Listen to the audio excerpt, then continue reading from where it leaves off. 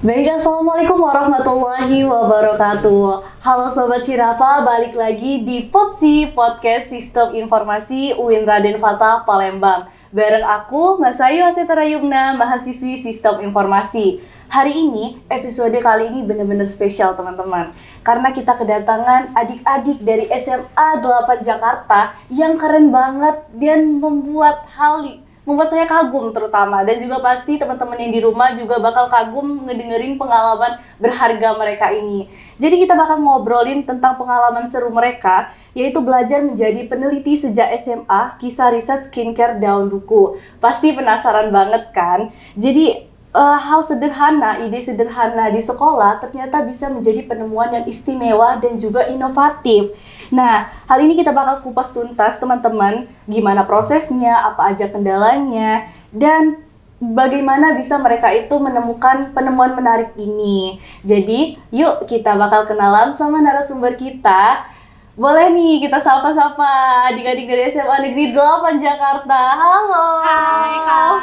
Oke, boleh nih kenalan dulu nih. Oke, halo semuanya. Perkenalkan, nama aku Elisia Alena. Umur aku 16 tahun dan aku dari SMA Negeri 8 Jakarta kelas 10. Wah, Alicia. Oke. Halo Alicia.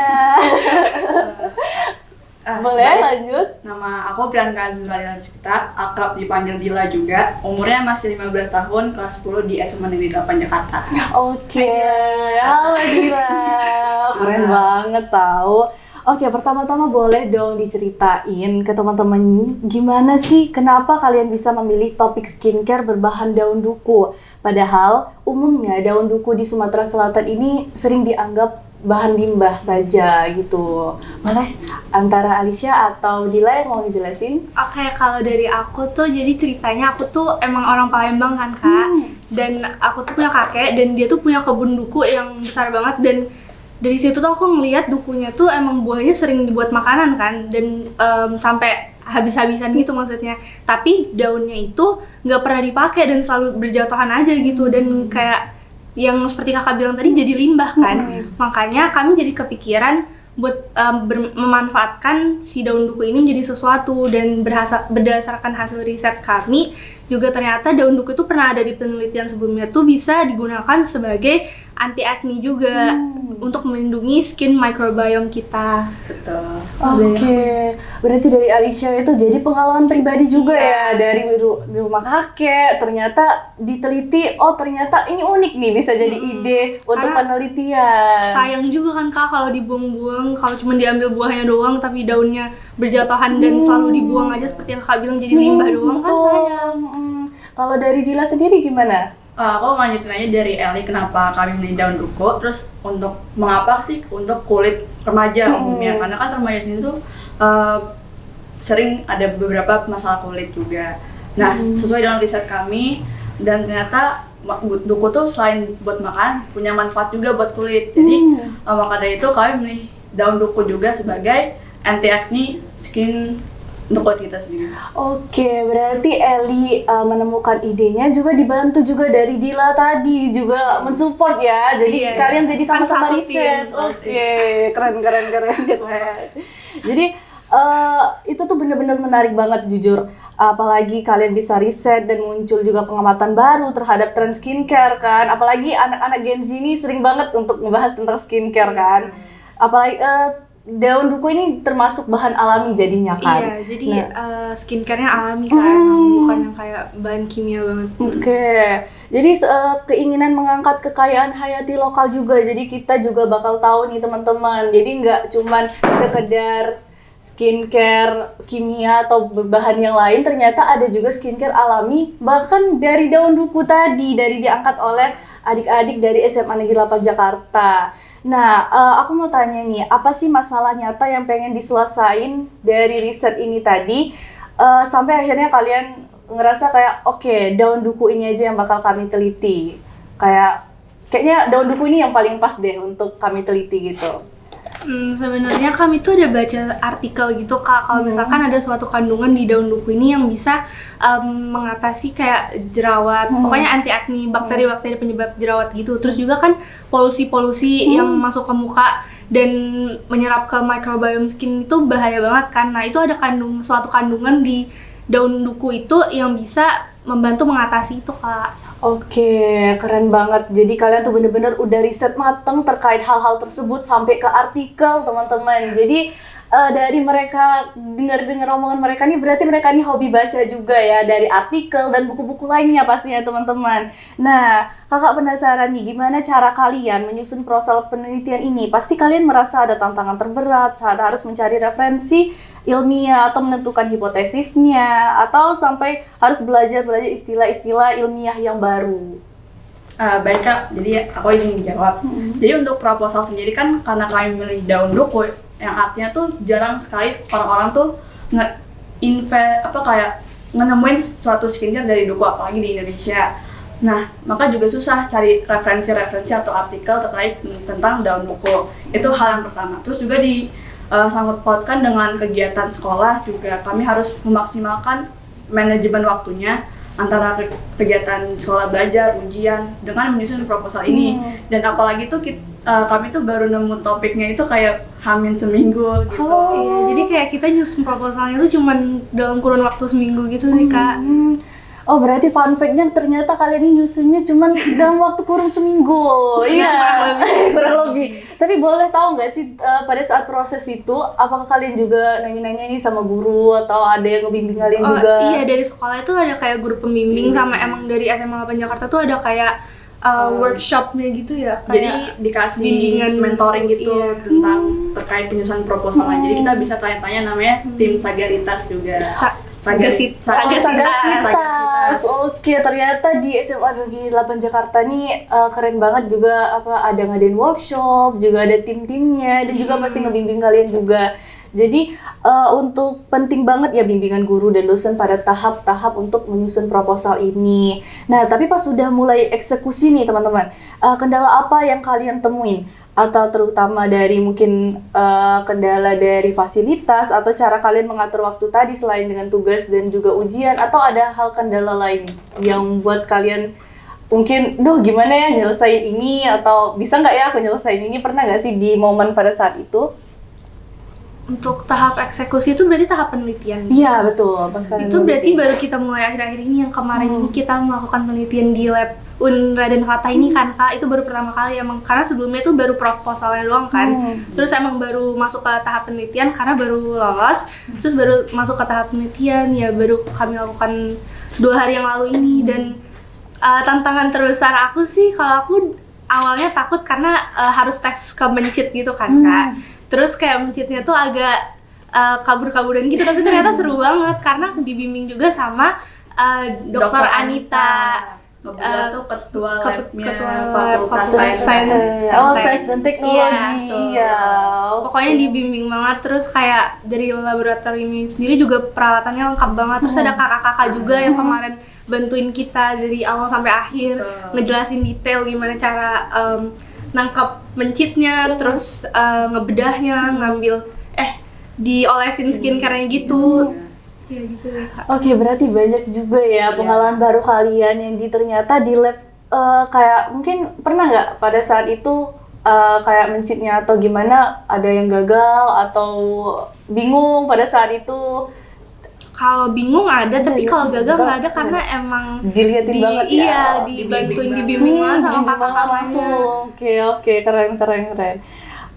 Kalau gitu kan tadi kalian ngebahasin lab nih. Jadi gimana nih perasaan kalian pengalaman kalian yang pertama ini bisa dibilang ya masuk ke lab, dan juga proses pembuatannya, simplisianya sampai melihat struktur kulit langsung lewat preparat histologi di mikroskopnya.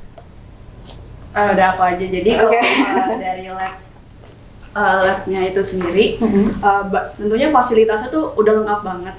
Dari disediain kayak banyak alat-alat untuk meneliti mencitnya juga banyak banget. Terus ada neraca digital juga, itu menurut aku tuh keren banget untuk dilakukan penelitian.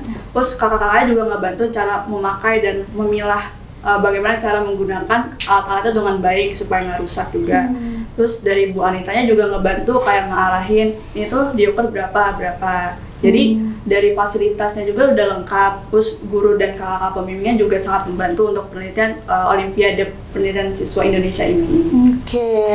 Oke, tadi kan udah dijelasin juga pengalaman berharga kalian, ketemu kakak-kakaknya, bahkan dibantu juga oleh Ibu Dokter Anita tadi kan. Di sini juga pasti dibimbing oleh guru-guru kalian. Nah, kakak mau nanya nih, tentang hubungan biologi dan juga kimia dan kesehatan, pasti itu tadi kalian pelajarin ya di laboratoriumnya. Menurut kalian, apa sih hal yang paling berharga nih selama proses tadi?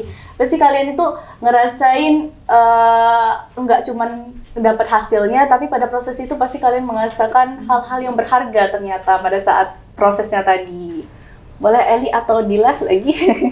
Kalau dari aku sih yang paling berkesan buat aku tuh di bagian mencitnya sih Kak, karena aku emang orangnya lumayan penakut kan, tapi karena dibimbing sama kakak-kakaknya dengan baik, jadinya tuh aku ngerasa secure aja dan kayak ternyata nggak semenakutkan yang aku kira buat megang mencit, karena kayak awalnya first impression aku ngeliatnya aja tuh udah jijik gitu kan Kak sebenarnya, tapi ternyata pas udah dikasih tahu sama kakak-kakaknya ternyata ya udah biasa aja, kayak go with the flow aja, ternyata nggak ada masalah apa-apa. Kalau dari Dila sendiri gimana? Kurang lebih ya sama Eli, terus kayak cara kita berkenalan dengan lingkungan UIN juga itu seru, kayak kenal sama kakak-kakaknya, sama profesornya, itu juga salah satu pengalaman yang kami tidak akan lupakan, karena ini salah satu kesempatan besar gitu bisa ke UIN dan coba-coba alat-alat lab histologinya gitu. Oke, tadi udah kakak dengar juga bahwa kalian tuh benar-benar merasakan bahwa proses ini nih bukan cuma hasilnya aja yang kalian rasakan, tetapi mereka juga teman-teman merasakan bahwa prosesnya itu juga menjadi pengalaman berharga mereka. Nah, kakak juga ingin nyari tahu juga nih, tadi kan kalian ngebahas tentang riset juga, itu tentang berpikir kritis pastinya ya kan, dan juga itu pasti berbasis data penelitian kalian. Kedepannya apa manfaat penelitian ini buat masyarakat dan apakah bisa jadi alternatif produk perawatan kulit yang lebih bernilai, karena yang kita ketahui kan banyak skincare yang di luar sana. Pasti dari Eli dan Dila juga pasti tahu dengan skincare yang ada di zaman sekarang ini kan, apakah dapat menjadi alternatif untuk kedepannya untuk menggantikan skincare-nya atau? Kalau dari kami sih inovasinya itu kan yang seperti tadi aku bilang itu tuh skincare berbasis bahan alami ya Kak, jadi kayak botanical gitu. Kan kalau zaman sekarang tuh banyakannya kimia gitu dan agak lebih ke ngerusak kulit gitu, apalagi kalau buat remaja tuh kalau terlalu banyak, untuk kulit sensitif dengan kebanyakan bahan kimia tuh malah makin merusak kulit kan. Jadi kita kayak pikirin apa yang gentle buat kulit tapi tetap bisa nge-repair acne-nya dan membantu kulitnya ya, apalagi masa pertumbuhan kan ya. Iya, belum bisa pakai yang terlalu berbahan kimia kuat banget gitu kan Kak. Ya. Oke, baik. Tadi kita udah mendengarkan nih proses dan juga hal-hal yang menjadi pengalaman berharga dari Dila dan juga Eli nih teman-teman. Nah, untuk Dila dan Eli, kakak penasaran nih, untuk kalian pasti punya pesan dan kesan nih untuk pengalaman kalian dan juga teman-teman yang ada di rumah untuk memotivasi mereka juga. Boleh untuk Dila? Jadi pertama-tama aku ingin sampaikan pesan dulu kali ya. Jadi untuk teman-teman SMA maupun SMP yang ada motivasi untuk ikut opsi ini juga, aku pengen bilang tetap semangat. Kalian tuh harus punya ambisi yang selalu meningkat setiap harinya. Jangan tiba-tiba pesimis, nggak bisa, langsung nyerah, itu nggak bisa. Kalian harus punya positive thinking setiap hari, setiap kalian menjalani proses itu sendiri. Lalu juga teman-teman yang ikut opsi sekarang, itu jangan demotivasi saat ini. Kalian tuh masih banyak perjalanan yang dituju atau menuju final juga, itu masih lama prosesnya. Jadi aku harap kalian bisa tetap semangat dan tetap lanjut untuk proses opsinya. Kalau Eli kesannya? Kalau dari aku, pertama kita mengucapin terima kasih buat Ibu Dokter Anita sama buat kakak-kakak yang udah selama ini bantuin kita mulai dari awal banget, dari proses megang mencit sampai udah jadi skincare-nya nih guys di depan. Nah, terus makasih juga buat lab UIN Raden Fata yang keren banget dan fasilitasnya lengkap banget. Jadi untuk teman-teman yang ada di rumah, kita itu harus mulai dari dini, entah itu membaca dan juga hal-hal yang ini ternyata mereka ini fun fact-nya teman-teman, mereka ini tuh dari ide yang sangat sederhana, dari melihat Eli tadi melihat di rumah kakeknya tadi daun-daun dukunya tadi berguguran hingga muncullah ide-ide tadi. Jadi teman-teman di rumah jangan takut untuk berinovasi. Obrolan kita hari ini benar-benar membuka mata, entah itu dari saya sendiri, bahkan teman-teman yang ada di rumah, dan juga Sobat Sirafa, kita jadi belajar kalau penelitian itu bukan cuma soal akhir, tetapi proses belajar yang menyenangkan juga. Ternyata anak-anak Indonesia ini banyak potensi yang dapat dikembangkan dan juga alam yang sangat besar untuk dikembangkan dan diteliti menjadi inovasi yang bermanfaat bagi masyarakat. Terima kasih banyak ya Eli dan Dila untuk sudah berbagi pengalaman yang sangat luar biasa. Masih kami tunggu nih untuk apa ke depannya inovasi yang lainnya. Dan juga harapannya semoga kedepannya riset skincare berbahan daun duku ini semakin berkembang ya. Amin. Dan tentunya makin banyak teman-teman yang lain dari rumah, dari teman SMA, bahkan mahasiswa yang bakal menjadikan inovasi, dan ini menjadi motivasi kita untuk menjadi mengembangkan kan semangat kita dan juga mencintai dan memanfaatkan biodiversitas Indonesia secara ilmiah dan berkelanjutan. Aku Mas Ayu pamit undur diri, sampai jumpa di episode selanjutnya. Sampai jumpa, stay curious. Wassalamualaikum warahmatullahi wabarakatuh.